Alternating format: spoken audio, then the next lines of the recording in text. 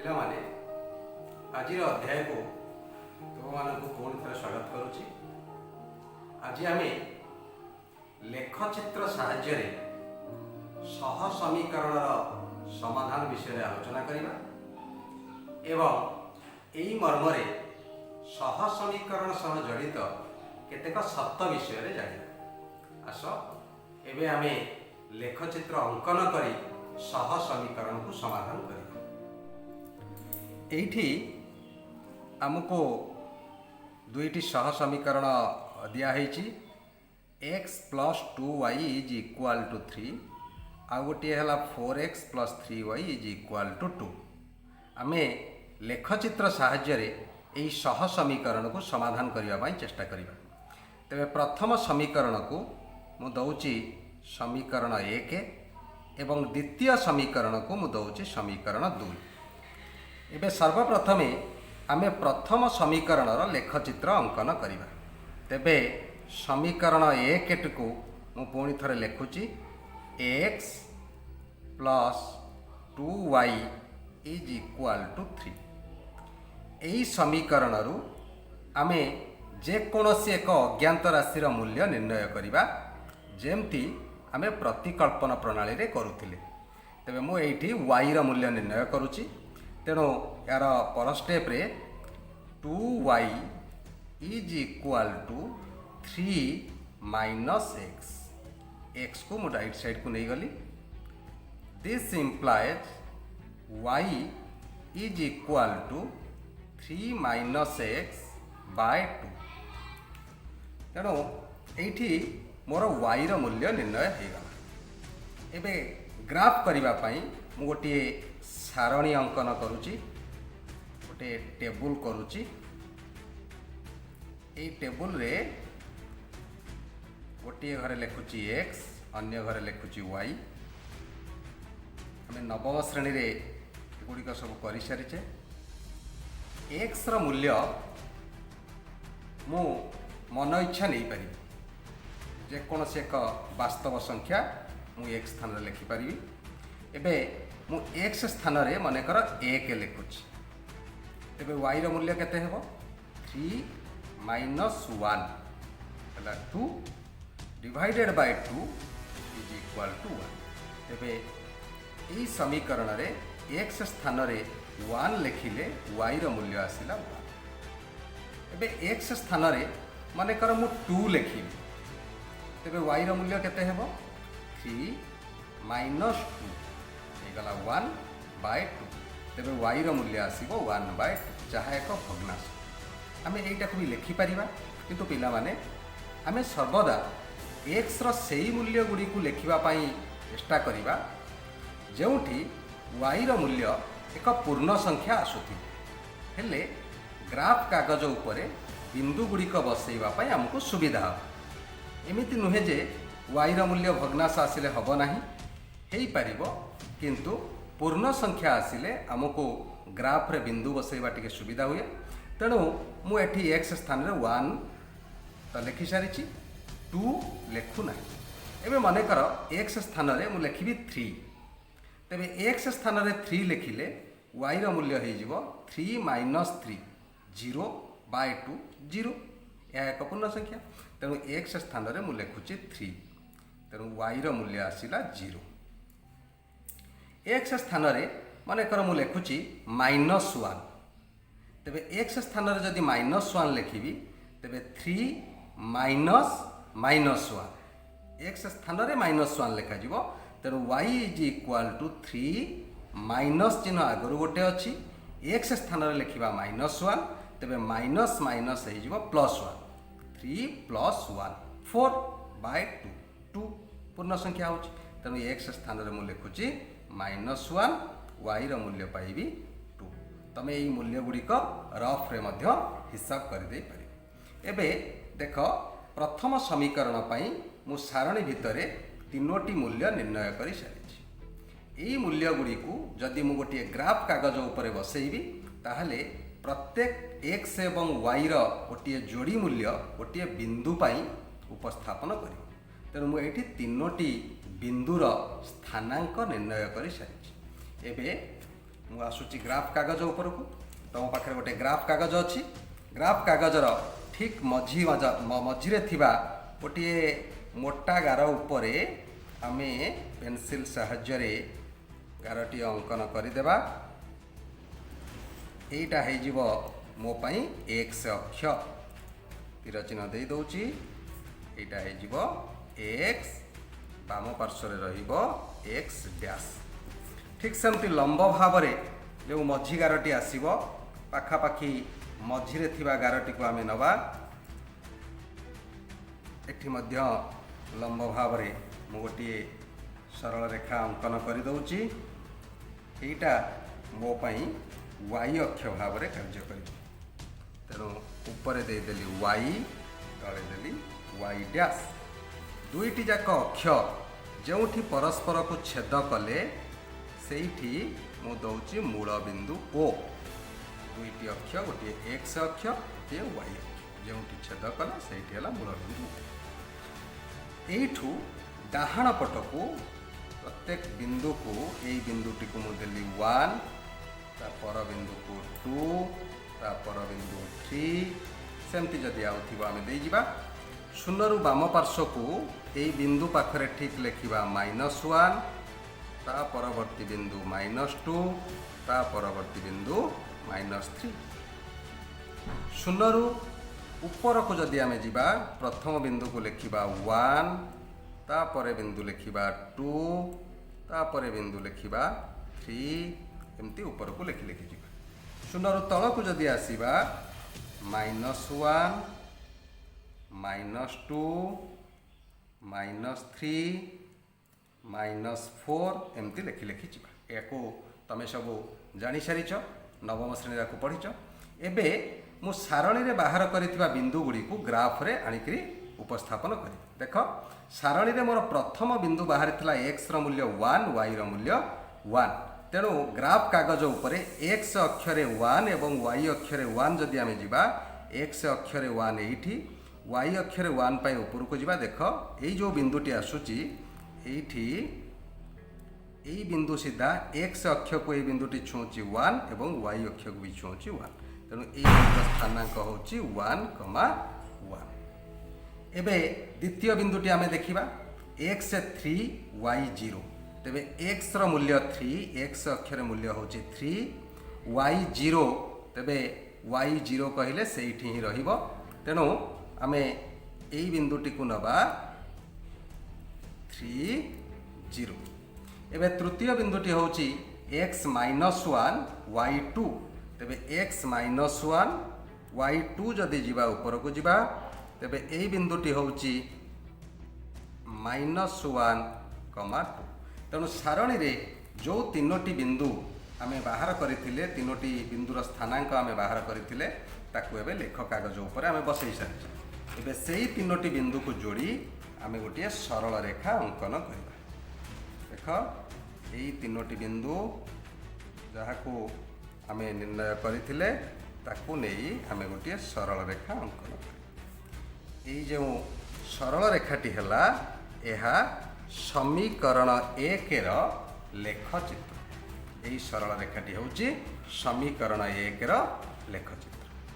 ଏବେ ଠିକ୍ ସେହିପରି ଆମେ ସମୀକରଣ 2ର ଲେଖଚିତ୍ର ଅଙ୍କନ କରିବା। ତେଣୁ ସମୀକରଣ 2 ପାଇଁ ପ୍ରଥମେ ମୋତେ ମୂଲ୍ୟ ନିର୍ଣ୍ଣୟ କରିବାକୁ ହେବ।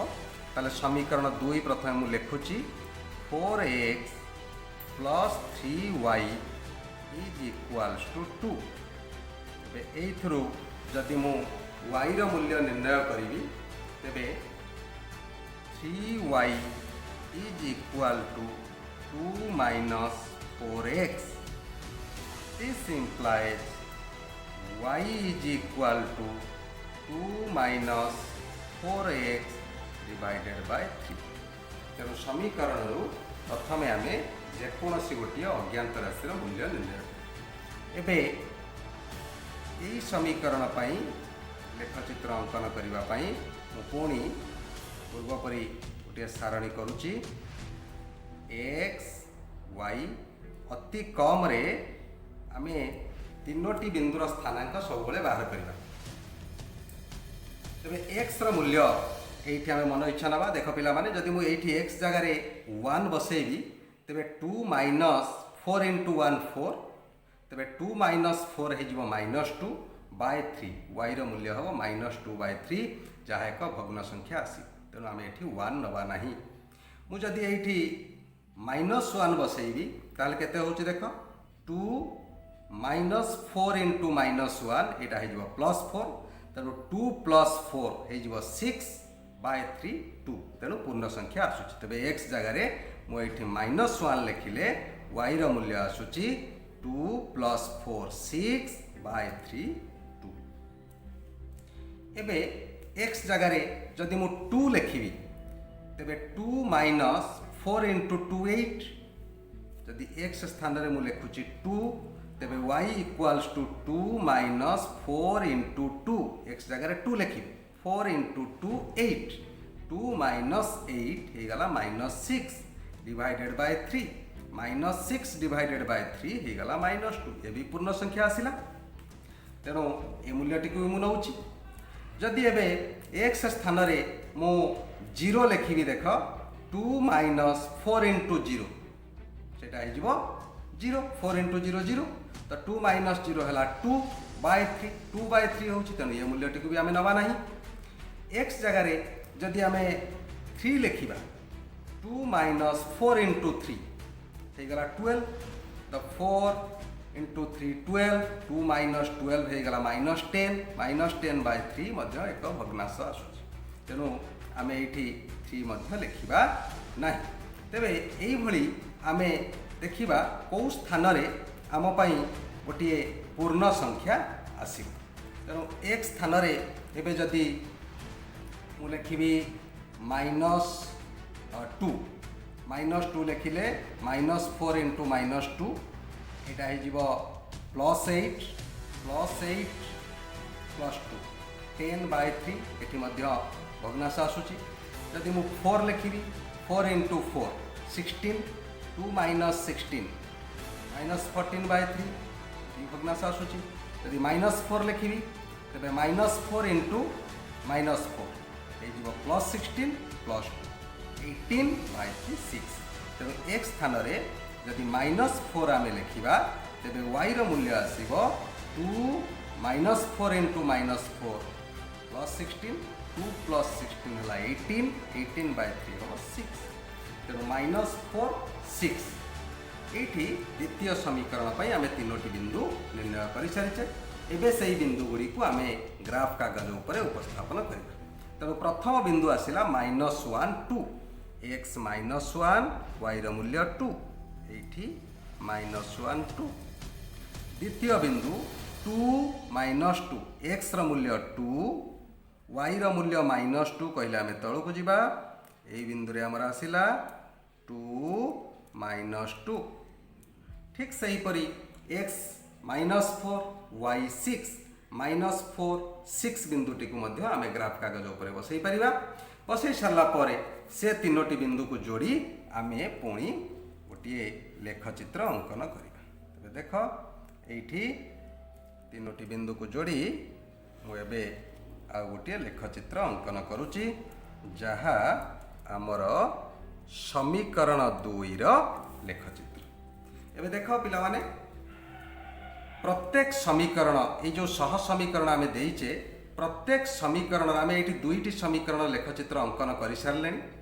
ପ୍ରତ୍ୟେକ ସମୀକରଣ ପାଇଁ ଲେଖଚିତ୍ରଟି କେମିତି ହେଉଛି ଲେଖଚିତ୍ରଟି ହେଉଛି ଗୋଟିଏ ସରଳ ରେଖା ଯଦି ଆମେ ପ୍ରଥମ ସମୀକରଣ କଥା ଆଲୋଚନା କରିବା ତେବେ ସେହି ଲେଖଚିତ୍ରରେ ଥିବା ବିନ୍ଦୁ ଗୁଡ଼ିକ ହେବ ସେ ସମୀକରଣର ସମାଧାନ ତେଣୁ ପ୍ରଥମ ସମୀକରଣ ଯେଉଁ ଲେଖଚିତ୍ର ଆମେ କରିଛେ ଯାହା ଏକ ସରଳ ରେଖା ଏହି ସରଳ ରେଖା ଉପରେ କେତୋଟି ବିନ୍ଦୁ ଅଛି ଅସଂଖ୍ୟ ବିନ୍ଦୁ ତେଣୁ ପ୍ରଥମ ସମୀକରଣ ପାଇଁ ଆମେ ଅସଂଖ୍ୟ ସମାଧାନ ପାଇବା ଠିକ୍ ସେହିପରି ଦ୍ୱିତୀୟ ସମୀକରଣର ଲେଖଚିତ୍ରକୁ ଯଦି ଆମେ ଦେଖିବା ସମୀକରଣ 2 ଏହା ମଧ୍ୟ ଏକ ସରଳ ରେଖା ଏହି ସରଳ ରେଖା ଉପରେ କେତୋଟି ବିନ୍ଦୁ ଅଛି ଅସଂଖ୍ୟ ତେଣୁ ସମୀକରଣ 2ର ମଧ୍ୟ ଅସଂଖ୍ୟ ସମାଧାନ ଅଛି ତେଣୁ ଯଦି ପୃଥକ ପୃଥକ ଭାବରେ ଆମେ ନେବା ସମୀକରଣ 1ର ଅସଂଖ୍ୟ ସମାଧାନ ପାଇବା एवं समीकरण 2 रो मध्य आमे असंख्य समाधान पाइबा किंतु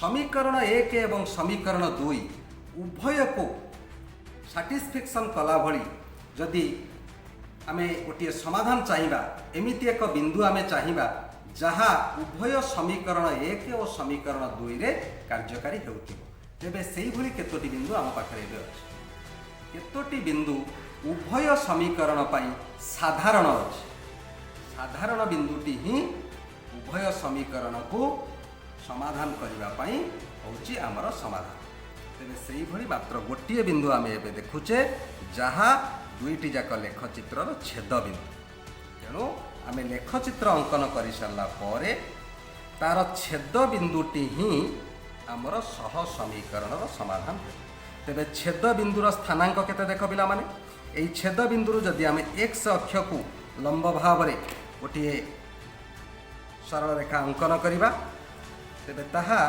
एक्स अक्ष को -1 बिंदु रे स्पर्श करुछि एवं सेही छेद बिंदु जदि y अक्ष ऊपर को आमे गोटे लंब अंकन करवा तेबे ताहा y अक्ष को 2 बिंदु रे छेद करुछि तेबे एही समीकरण पाई बा एही सह समीकरण रो समाधान ताले कोन हबो x = -1 एवं y = 2 x रो मूल्य -1 एवं y रो मूल्य 2 तेणु निर्णय समाधानटी आम पाई हेबो x = -1 एवं y = 2 एवं एही लेखचित्र अंकन कला बेले देख पिला माने आमे प्रत्येक 1 सेंटीमीटर को एक एकक लेखाएं नहींचे को अक्षरे x अक्षर एवं y अक्षर मध्य ठीक सेमती 1 सेंटीमीटर को आमे एक एकक लेखाएं नहींचे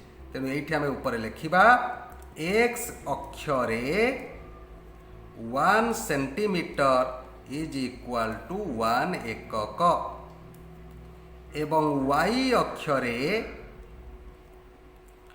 1 सेंटीमीटर = 1 एकक ये हला हमर लेखचित्र साहाय्य समाधान एवं एठी पिला माने गोटे कंडीशन तुम भी देख ये जो समीकरण आमे नेइथिले एई समीकरण रे मते कह a1 रो मूल्य केते a1 = x रो सहग जहाँ मूल्य होची 1 b1 रो मूल्य केते 2 c1 रो मूल्य केते 3 ठीक सेमती a2 रो मूल्य केते 4 b2 रो मूल्य केते 3 एवं c2 रो मूल्य केते माइनस इटी c1 -3 आमे सह समीकरण को साधारण रूप में लिखिला बेले ये 3 को आमको बाम पार्श्व को नवा को हबो 2 को मध्य बाम पार्श्व को नेबा को तेणु एठी c1 जगह आमे 3 कहिबा नाही 3 जदि बाम पार्श्व रे लिखा जिवो सेटा हिजो -3 तेणु c1 रो मूल्य -3 c2 रो मूल्य -2 तेबे एठी गोटे शर्त देख a1 बाय a2 रो मूल्य केते आसिला 1/4 b1 बाय b2 रो मूल्य केते आसिला 2/3 एई दुईटी मूल्य समान अछि कि ना तेणु a1 by a2 is not equal to b1 by ये जो सह समीकरण टी हमको दिया हैथिला एई सह समीकरण रे हमें गोटे शर्त देखिले a1 बाय a2 रो मूल्य एवं b1 बाय b2 रो मूल्य समान हो नाही एवं एई क्षेत्र रे हम लेखचित्र टी किपरि हला लेखचित्र द्वय परस्पर को छेद करे ताहले एई भली शर्त जते बेले आसीबो आमे लेखचित्र अंकन न करी मध्य जानि परिबा शर्त हबो एया जदि a1 by a2 not equal to b1 by b2 हुए तेबे लेखचित्र द्वय परस्पर छेदी हेबे परस्पर छेदी परस्पर को छेद करे एवं तमे एठी केतोटी समाधान पाइल केतोटी छेद बिंदु पाइल गोटिए समाधान तेणु निर्दिष्ट समाधान गोटिए समाधान आमको मिलिब। यही शर्त जेतबले थिबो सेतबले आमको गोटे समाधान मिले एवं लेखचित्र द्वय परस्पर a1/a2 is not equal to b1/b2 हुए सेठारे आमे एक निर्दिष्ट बा स्वतंत्र समाधान पाइबा और लेखचित्र द्वय परस्पर को छेद कर पिला माने आज अध्याय एतिकी पुणी परवर्ती अध्याय आमे अन्य पद्धति विषय आलोचना कर। पिला माने धन्यवाद।